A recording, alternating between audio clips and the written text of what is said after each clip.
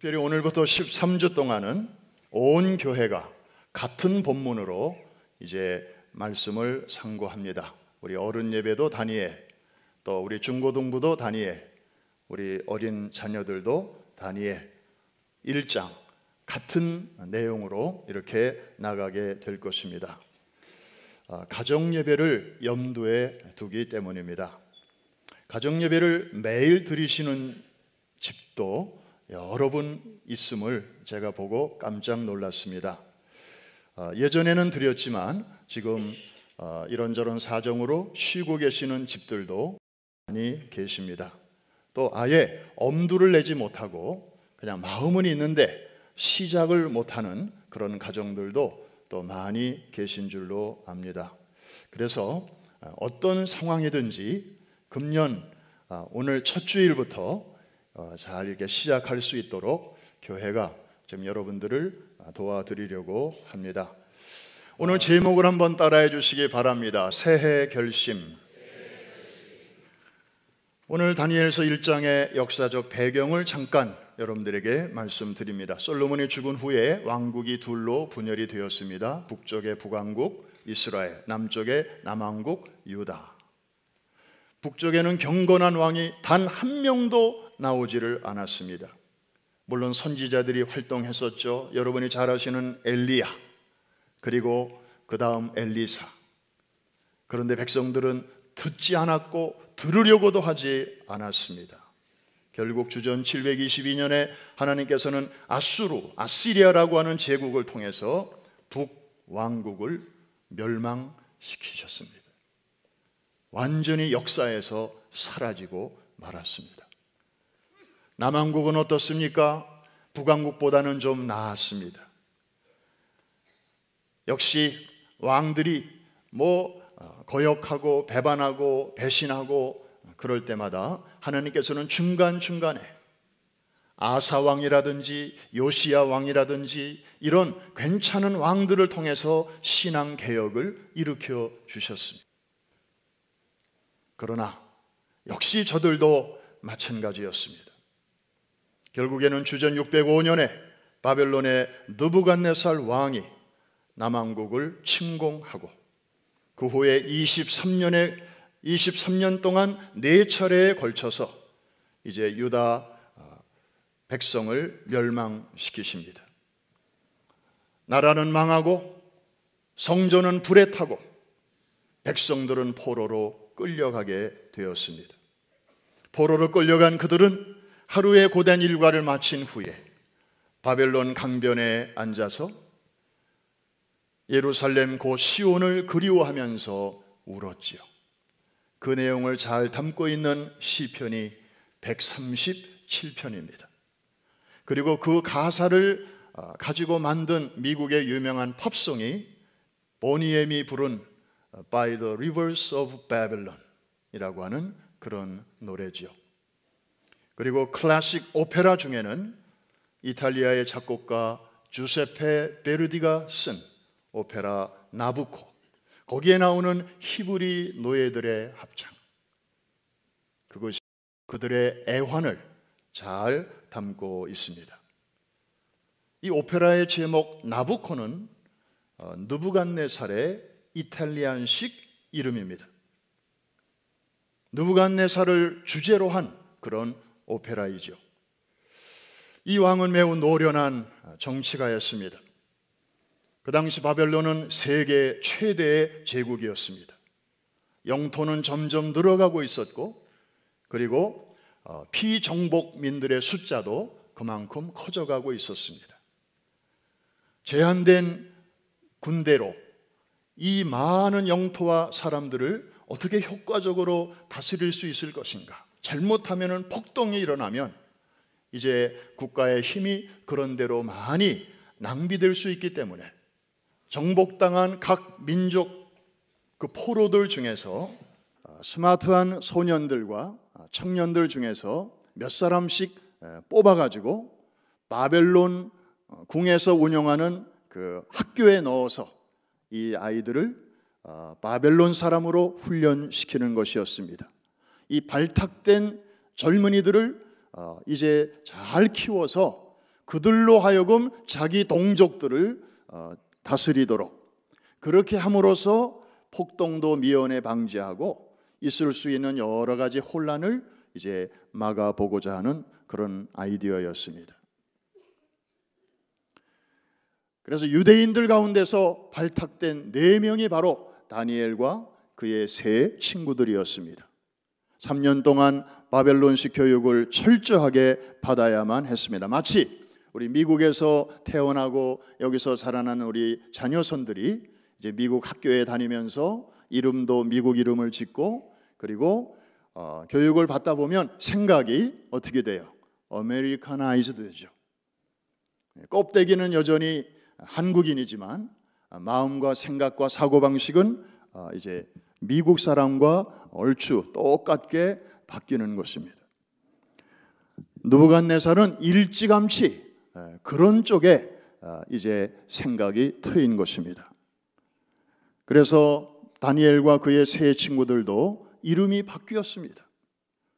원래 이름 속에는 다니엘처럼 이렇게 하나님의 이름이 들어가 있었습니다. 부모님이 지어준 신앙적 이름이죠. 그런데 나중에 바뀐 이름들 보면 벨드사살 등 바벨론의 신의 이름이 그 이름 속에 다 들어가 있게 되었습니다. 저들은 서서히 바벨론의 문화와 종교에 동화되어 가고 있었습니다. 저들은 자기들이 유대인임을 이제 서서히 잊어가고 있었던 것입니다. 그런데 어느 날 다니엘이 결심을 하게 됩니다. 무슨 결심인가 하면 왕궁에서 나오는 음식을 먹지 않기로 결심을 한 것입니다. 왜 왕궁의 음식을 사양하였을까? 많은 분들이 이미 알고 계십니다. 바벨론의 궁중에서 거기 일하는 사람들이 먹는 음식은 저들의 손이 닿기 전에 먼저 바벨론의 신들에게 제사 드린 후에 그 다음에 나누어 먹었습니다.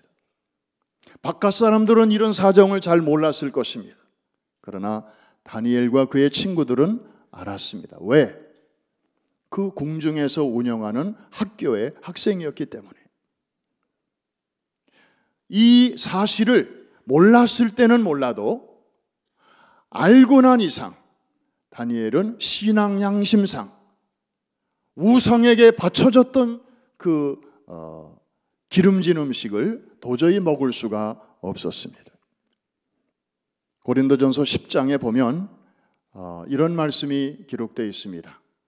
우상에게 드려진 제사 음식을 먹는 것은 그 영과 교제하는 것이다. 우리 직접 한번 확인해 볼까요? 제가 19절을 읽고 여러분이 그 다음 절을 한번 읽어주십시오. 그런즉 내가 무엇을 말하느냐? 우상의 제물은 무엇이며 우상은 무엇이냐? 그 다음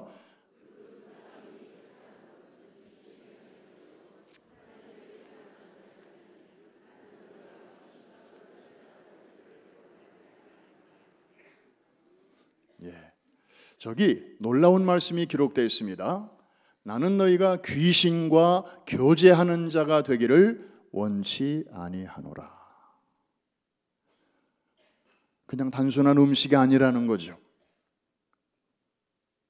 여러분 그 전에 한국에 계실 때 보통 이렇게 떡을 돌리는 경우가 있습니다. 이사를 와서 인사한다고 옆집에 떡을 돌리기도 하고, 우리는 또 어떤 집에서는 굿을 한 다음에 떡을 돌리기도 합니다. 아마 그런 떡 먹어보신 분 많이 계실 거예요. 말씀은 안 하셔도. 그런데 모르고 먹는 경우도 있고 때로는 알고 먹는 경우도 있습니다. 참 이상한 것은 영적으로 아주 예민한 분들은요, 굿을 하고 떡을 돌려서 그 떡을 먹었는데 그게 그런 떡인 줄 모르고 먹었는데도 막 속에서 부대끼고 막 토가 나고 배탈이 나고 메스껍고 그런 경험들을 하기도 합니다. 아주 영적으로 예민한 분들의 경우는 그렇다는 거죠. 이 귀신에게 드려진 음식은 그것을 먹는 사람이 그 귀신과 교제하는, 그래서 우리 예수 믿는 사람들이 이제 기독교를 받아들이면서 제사 대신에 추도 예배를 드리도록 한국의 초기 기독교 지도자들이 그렇게 잘 가르쳐준 목적도, 이유도 바로 저 말씀 때문입니다. 우리가 조상을 무시해서도 아니고, 그리고 조상들을 존경하지 않아서도 아니고, 우리가 조상들을 위한다고 하면서 드리는 제사지만 실제로 그 정성을 받는 존재는 돌아가신 조상이 아니고 공중에 떠돌아다니는 악한 영들이 와서 우리를 속이고 그 정성과 그 예배와 그 모든 것을 중간에서 가로채기 때문에 이 영적 비밀을 안 이상 제사를 계속 드리기보다는 추도 예배로 드리면서 우리에게 이렇게 훌륭한 조상을, 그 조상들이 우리에게 베풀어 주신 은혜를 기억하고 감사할 뿐 아니라 우리에게 이렇게 훌륭한 조상을 주신 하나님께 감사하는 의미, 이것이 바로 추도 예배의 정신인 줄로 믿습니다. 그리고 모처럼 그런 기일에, 추모일에 흩어졌던 가족들이 또 함께 모여서 덕담도 나누고 음식도 나누면서 그동안 못했던 얘기들도 서로 나누는 이런 여러 가지 목적으로 모이는 게 이 추도 예배. 못 모르는 사람들은 예수 믿는 것들은 조상도 몰라보고 저렇게 은혜도 그냥 모르고 제사도 안 드리고 그런다고 하는데, 그거 좀 잘 설명을 해주세요. 오히려 제사보다도 더 풍성한 의미가 있다고 하는 것, 조상의 고마움도 우리가 잘 알고 있고, 그런 분들을 우리에게 허락하신 하나님의 은혜에 감사하는 그런 뜻으로 드린다고 하는 것을. 어쨌든 다니엘은 궁중에서 생활하면서 이 바벨론 제국의 이 왕궁의 그 공공연한 비밀을 이제 알게 된 이상 그 음식을 입에 댈 수가 없었던 것입니다. 근데 여러분, 이게 말이 쉽지, 한번 입장을 바꿔서 한번 생각해 보세요. 다니엘은 지금 포로 신분입니다, 원래. 그런데 어떻게 운 좋게 발탁이 된 거예요. 그래가지고 다른 유대인들은 누리지 못하는 그런 특별한 그 혜택을 지금 누리고 있습니다. 여기서 잘만 하면 이제 높은 자리에도 올라갈 수 있고요. 그리고 유대인들을 위해서 이제 좋은 일도 할 수 있는 그런 영향력 있는 위치에 올라갈 수 있게 된 것입니다. 그런데 지금 음식 문제 가지고 나 안 먹겠다고 지금 하는 거거든요. 아마 다니엘의 친구 중에서 누군가가 이렇게 말할 수도 있지 않았겠나. 야, 다니엘, 너 너무한 거 아니야? 야, 그 우상에게 뭐 드렸다고 해서 뭐 음식 같은 걸 그렇게 거절하면 되겠어? 여긴 예루살렘이 아니고 바벨론이야. 정신 차려. 네가 그 음식을 먹었다고 해서 뭐라고 할 사람 우리 주변에 아무도 없잖아. 이 궁중 안에 유대인이라고는 우리 4명뿐이야. 우리가 뭘 하든 저 유대인들 몰라. 그리고 로마에 가면 로마식으로 하라고 여기 왔으면 여기 규율을 맞춰줘야 되지 않겠어?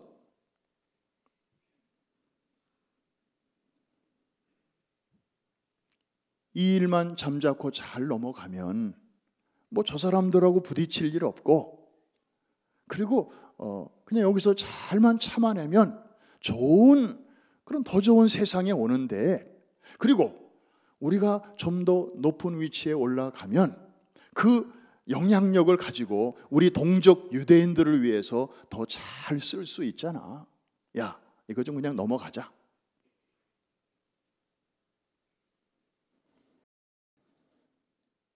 잘못하다가 저들에게 밉보이라고도 하면 저 사람들이 우리를 밀쳐내고 다른 유대인들을 이 자리에다가 갖다 놓을 수도 있잖아. 우리 기득권 하루아침에 다 날아갈 수 있잖아.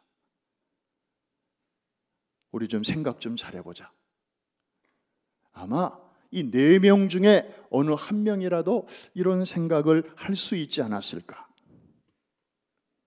여러분 같으면 이런 말을 들었을 때 어떤 생각을 하시겠습니까?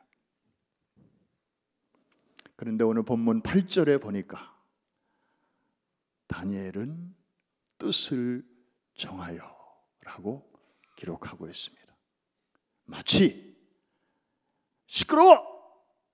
라고 말을 하는 것처럼 한번 따라해 주시기 바랍니다. 뜻을 정하여. 뭘 정했다고요? 뜻을 어떻게 했다고요? 정했다는 것입니다. 결심을 했다는 것입니다. 어떻게 하기로? 왕의 음식과 그 포도주를, 물론 포도주라고 해서 다 그냥 기독교인들이 먹어서는 안 된다, 좀 그런 얘기 하는 게 아니잖아요. 마치 이 다니엘서 1장의 내용에 고기는 먹지 말고 채식을 먹어라, 그런 메시지가 아닌 것처럼 키포인트는 뭐냐면 우상에게 먼저 드려졌던 그 음식에 손을 대지 않겠다고 하는 것입니다. 나는 오직 여호와 하나님만을 섬기겠다는 의지의 표현입니다. 하나님 외에 다른 신도 겸하여 섬기지 않겠다. 그것이 나의 출세에 도움이 된다 할지라도 이런 결단입니다.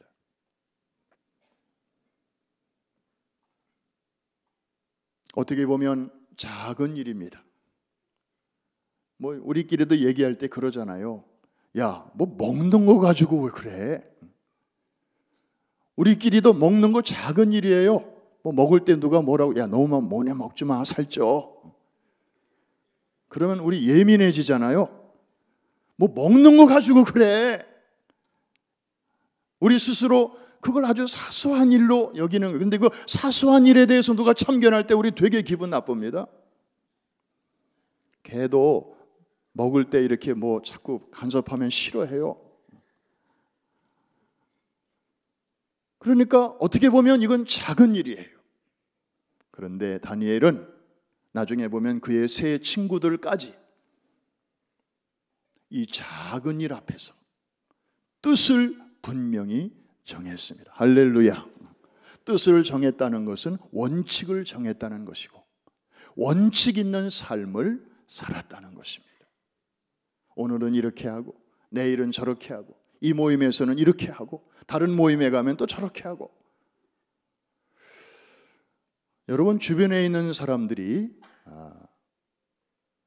여러분을 대해서 그 사람 예수 믿는 사람이었어? 난 몰랐어. 이렇게 말을 한다면 여러분은 원칙 없는 삶을 살고 있는 것입니다. 여러분 주변에 있는 분들이 그 사람은 교회 다니는 사람이야, 예수 믿는 사람이야, 그래서 그런 말 해봐야 저 사람한테는 안 먹혀 들어가, 이렇게 사는 사람은 원칙 있는 사람입니다. 욕을 먹을지언정, 때로는 거룩한 왕따를 당할지언정 하나님이 기뻐하시는 그 길에 설 줄 아는 사람, 이런 사람들이 바로 뜻을 정한 사람들입니다. 당장의 불이익이 걱정돼서 지금보다 조금 더 잘 될 수 있는 그 길에 그게 장애가 될까 봐 눈 딱 감고 그 원칙을 저버려서는 안 될 것입니다. 결론부터 말씀드리죠. 다니엘과 그의 세 친구들이 이런 모험을 하지 않았습니까? 하루아침에 이 기득권을 그냥 송두리째 잃어버릴 수도 있는 이런 모험을 한 거예요. 그런데 그 결과가 어떻게 되었습니까? 17절 이하 끝절까지 읽어보면 너무 신납니다. 하나님께서 이들에게 지혜와 총명을 주셔요. 지금 학생이잖아요. 바벨론 궁중스쿨에 재학 중인 학생들이잖아요. 소수민족들의 대표들이 다 모였잖아요. 그런데 이들에게 지혜와 총명을 주시니 그 중에서도 두각을 나타내었더라. 게다가 기름진 음식 거절하고 포도주 거절하고 채소만 먹는데도 환관장에게 열흘 동안만 그렇게 기회를 달라고 정중하게 부탁을 하지요.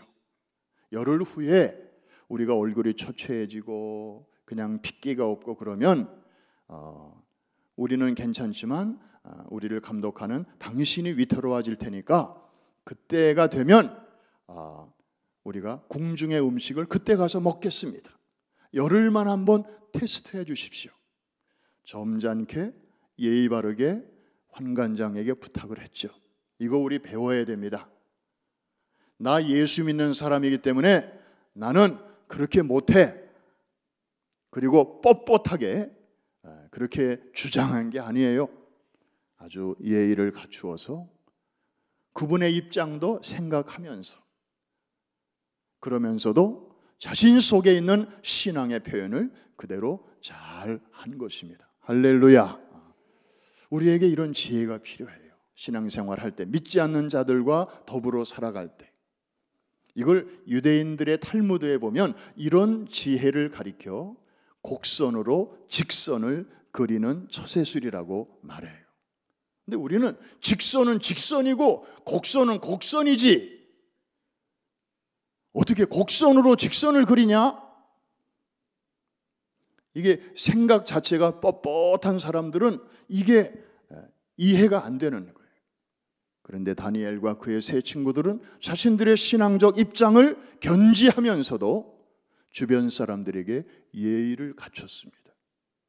저는 가끔 식당에 가서 이렇게 여럿이 가면 이제 옆자리에도 다른 일반 손님들도 있고 그런데 거기서 우리가 식사 기도를 해야 되는데 그냥 온 식당이 울리도록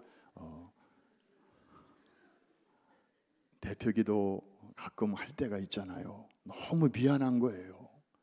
이게 우리 교회의 무슨 전용 식당도 아니고 퍼블릭 레스토랑인데 그냥 일반 밥 먹으러 왔다가 막 기도 소리까지 들어야 되니 다른 손님들은 얼마나 그렇겠어요. 마치 우리가 밥 먹는데 타종교인들이 그룹으로 몰려와가지고 막 거기서 불경을 읊는다든지 또 캐톨릭의 무슨 그 의전 노래를 부른다든지 그러면 참 우리 기분이 어떻겠냐고요. 그래서 사실 퍼블릭 플레이스에서는 그냥 이렇게 각자 기도를 하거나 아니면 테이블별로 그냥 그 리더가 조용조용히 기도를 하는 게 좋아요. 이해가 되시면 아멘. 그런 좀 예의와 좀 지혜가 있어야 그래야 밥도 맛있게 먹고 또 팁도 좀 이렇게 넉넉하게 주고 그러면 저분들 예수 믿는 사람들인 것 같은데 참 아주 신사적이다 이렇게 칭찬도 듣는데 그렇지 않으면 밥만 먹는 게 아니라 욕까지 먹고 나와요. 우리는 그냥 식당에 가면은 한 가지만 먹고 나오게 되기를 주의 이름으로 축복합니다. 두 가지는 아니에요. 이 다니엘과 세 친구들이 그런 지혜가 있었어요. 자기들 신앙 그대로 잘 표현했습니다. 그런데 하나님이 저들에게 지혜와 총명을 주시니 두각을 나타내게 되었고요. 게다가 다니엘에게는 꿈과 이상을 해몽할 수 있는 영적인 그런 문까지 활짝 열어주셨어요. 우리가 다니엘서를 공부하다 보면 이제 꿈 얘기가 많이 나오는데 이 꿈을 통해서 하나님께서는 다니엘을 점점 이렇게 올려주셨습니다. 3년 후에 졸업식 때 저들은 성경에는 자세하게 표현이 안 됐지만 아주 최고 우등으로 졸업을 해서 대표로 졸업연설도 했을 것 같아요.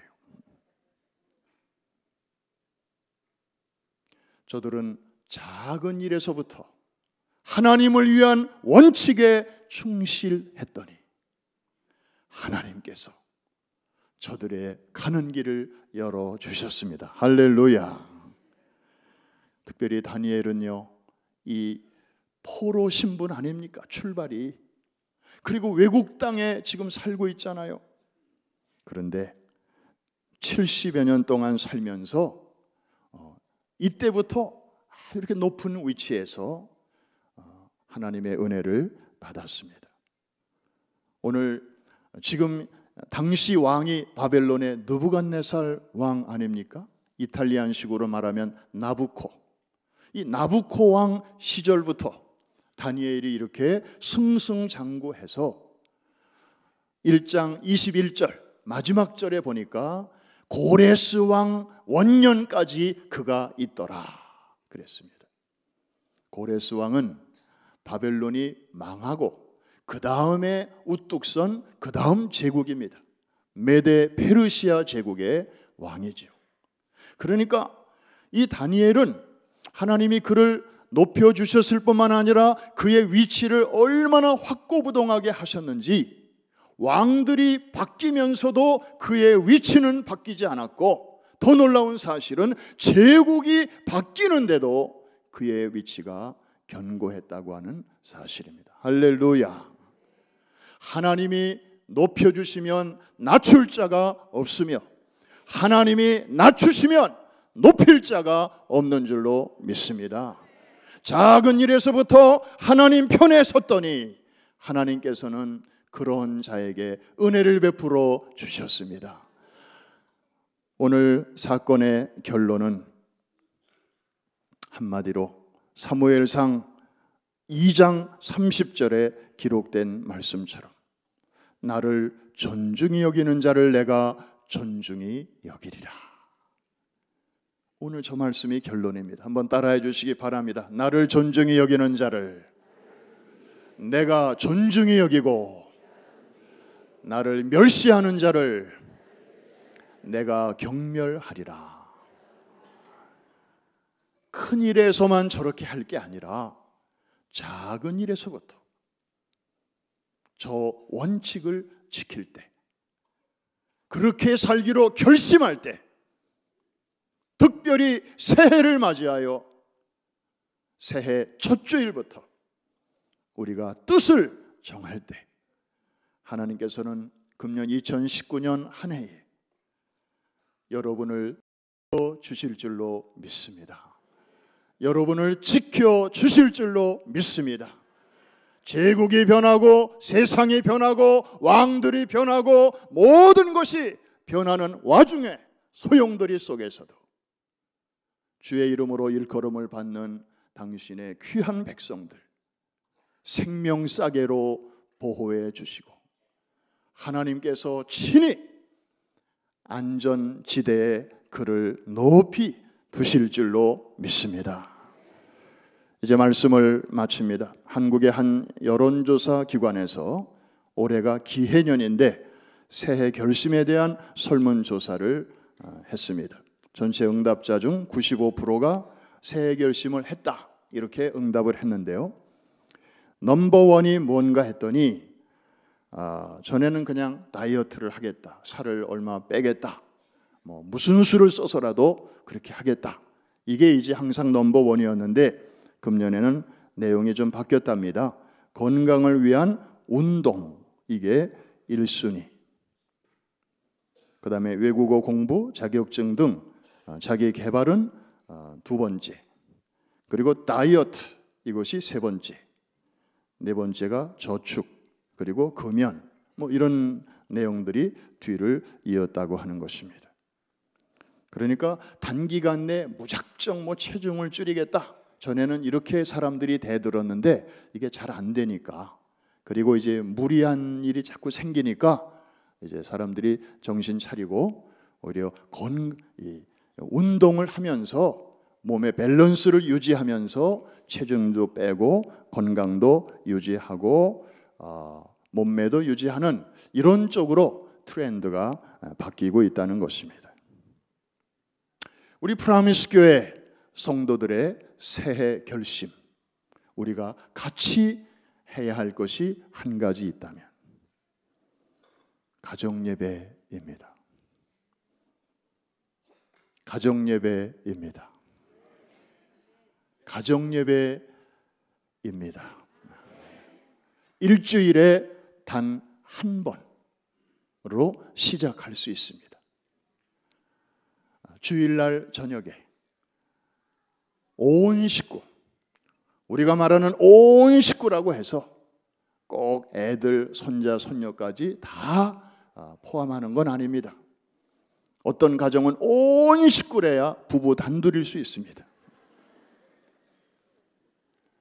또 어떤 가정은 싱글 마더의 가정도 있고 싱글 파더의 가정도 있을 수 있습니다. No matter what, 하나님이 보실 때 엄연한 가정입니다. 그냥 식구들끼리 모이시면 됩니다. 아까 말씀드렸습니다. 너무 거창하게 시작하지 마십시오. 막 30분, 1시간 이렇게 드리지 마십시오. 초전에 다 질립니다. 다음에 무슨 이유를 만들어서라도 그 시간에 집에 없을 겁니다. 그냥 길어서 10분, 그냥 매일 드려서 생활화되신 분들은 5분, 아주 짧지만 퀄리티로 승부하시면 됩니다. 일주일에 단 한 번. 아까 설문에서 나왔잖아요. 우리 다음 세대들이 가정예배를 원하고 있어요. 그런데 부모들이 지금 예배를, 그런 장을 만들어주지 않으면 이 다음에 우리 하나님 앞에 어떻게 설 거예요?